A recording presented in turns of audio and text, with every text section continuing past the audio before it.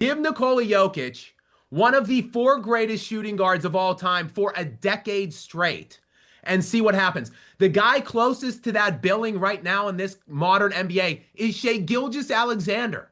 Put SGA with Nikola Jokic for a decade, and he's going to have more than one ring. That's my point of why we can't. You've made a sound point, and if you hadn't dirtied it up with the Dwayne Wade comment, I'd be right there with Luke. But now let me push back on your argument because I agree with you. You've made some nuanced points that are like, hey, he hasn't had enough support. I knew you were going to go there, and I think it's a legitimate argument. My deal here as it relates, and so I'm going to eliminate LeBron James from this conversation, and I really think when we talk about peaks, and you can still have LeBron ranked higher than Nikola Jokic if you want to, and I'm talking to the audience out there, but in terms of peaks, I think where I would really push back is with Larry Bird. And I know he had Kevin McHale. I know he had Robert Parrish. I know he had Dennis Johnson. I know he had Danny. I know he had a lot of good Bill players. Walton one year, it was sixth Bill, man of the year. yeah, Bill Walton. Yeah, I get it.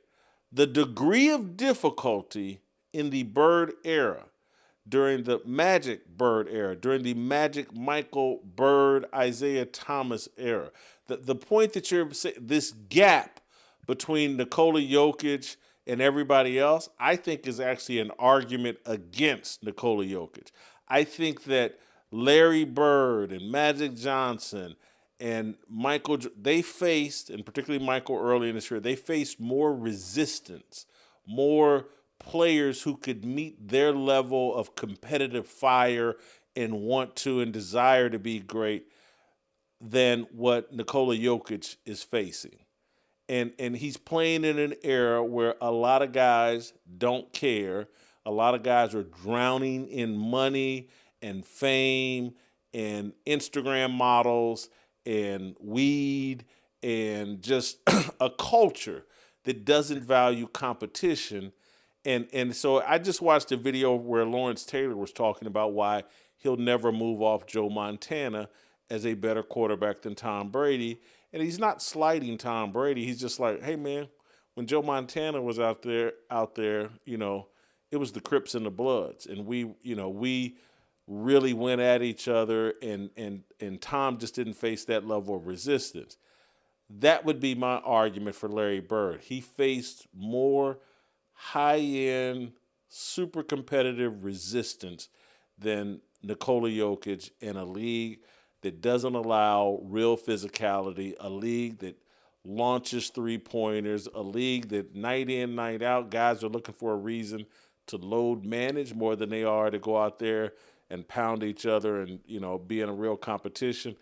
That would be my pushback.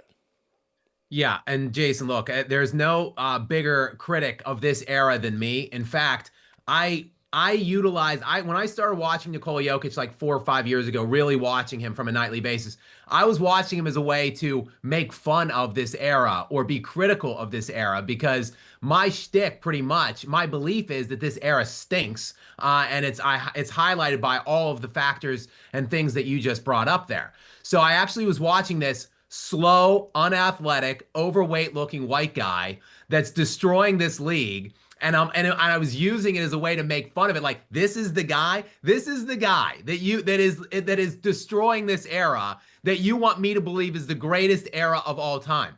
But a funny thing happened though, as I was watching him and watching the games night in and night out, and I just really came to appreciate this guy's level of unparalleled dominance.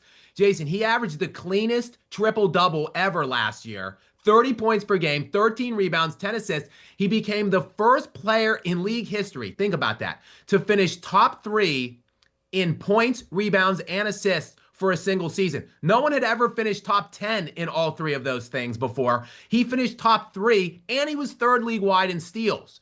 To suggest that he could be better this year would be absolute lunacy. I would have slapped you in the face had you suggested that coming into this year. He's much better this season than he was last season.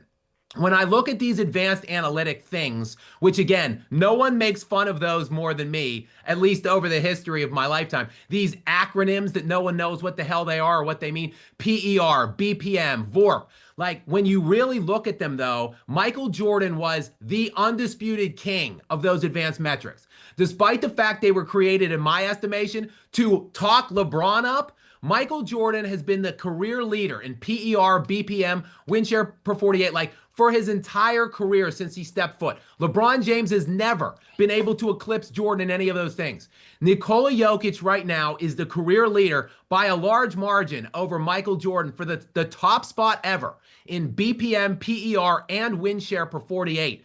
Like the BPM in particular is nuts, Jason. It's outrageous.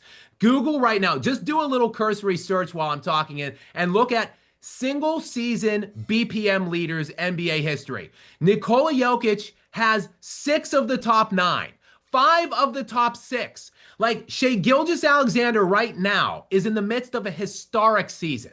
He's sitting at 13 box plus minus. It would be higher if he holds it at 13. It would be higher than every season Jordan ever had, higher than all but one season LeBron James ever had. That's how good Shea is right now. It's 7th all time. Nikola Jokic has 5 better than Shea's season this year, including this year where he's sitting at 19. Think about what I'm saying. Shea is 7th all time right now at 13 this season. Jokic is at 19. That's how much better he is than Shea Gilgeous-Alexander. It is a substantial void. Even in Jordan's peak, I don't know that he was quite this much better than every other player in the NBA. And it's just a shame that he doesn't have the requisite supporting cast, because now it has to become this nuanced conversation, because he's not going to have the win totals and the championships that you want to see to have a guy in this conversation. But it's because he refuses to prostitute himself out like LeBron James and Kevin Durant to steal cheap rings. He just stays in the small market, which has been by and large poorly run, and he still is winning. Scap, that's a hell of an argument you just put together. You've done a great job. I know if I'm not joking with you, it means I don't like you. That's why I'm cracking jokes with you. You do an excellent job. You did an excellent job. You've given us much to think about. Is Nikola Jokic the second greatest player in NBA history? That's the conversation you're arguing, and there may be some merit to it. That's pretty fascinating. I'm glad that we got to have this debate and discussion on this show. Scap, we'll see you next. Scap, are you into Shador Palooza? Are you into all things Shador? I love the NFL as much as the NBA. I follow it as much. So I thought it was laughable, obviously the racist conversations which were percolating around Shador and why he's getting a bum rap.